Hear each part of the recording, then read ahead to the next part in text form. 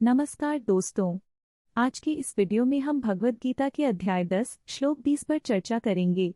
इस श्लोक में भगवान श्री कृष्ण ने आत्मा की महानता के बारे में बताया है।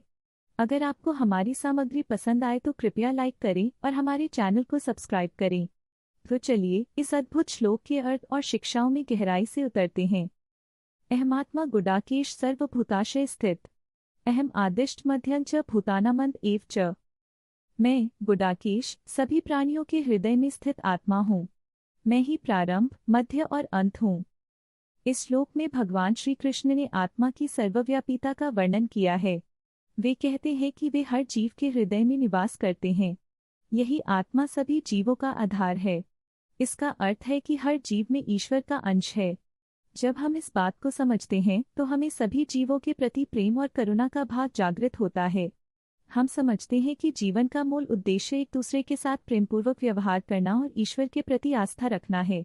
यह श्लोक हमें सिखाता है कि हम न केवल अपने लिए बल्कि सभी प्राणियों के लिए भी जिम्मेदार हैं।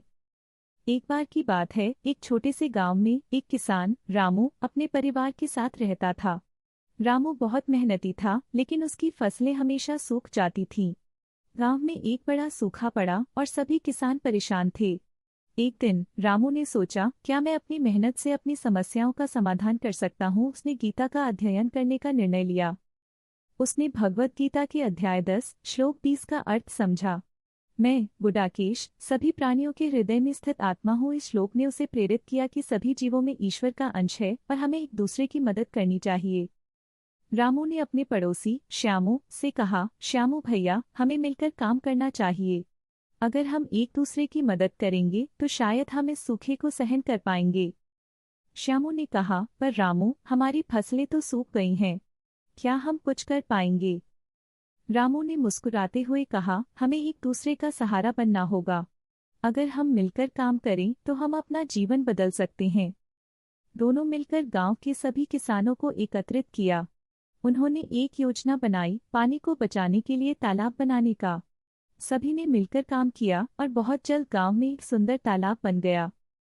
सभी ने मिलकर खेती की और फसलों की रक्षा की। धीरे धीरे गांव में खुशहाली वापस लौट आई। रामू ने समझा कि जब हम एक दूसरे के हृदय में ईश्वर को देखते हैं तो हम अपने कार्यों में समर्पण और प्रेम के साथ आगे बढ़ सकते हैं। इस प्रकार रामू और श्यामू ने गीता के इस श्लोक की शिक्षाओं को अपने जीवन में उतारा। तो दोस्तों, इस कहानी से हमें ये सीख मिलती है कि जब हम एक दूसरे की मदद करते हैं तो हम न केवल अपने जीवन को बेहतर बनाते हैं बल्कि दूसरों के जीवन में भी सकारात्मक बदलाव लाते हैं। अगर आपको यह कहानी पसंद आई हो तो कृपया लाइक करें और हमारे चैनल को सब्सक्राइब करें ताकि हम और भी प्रेरणादायक कहानियाँ लेकर आ सकें।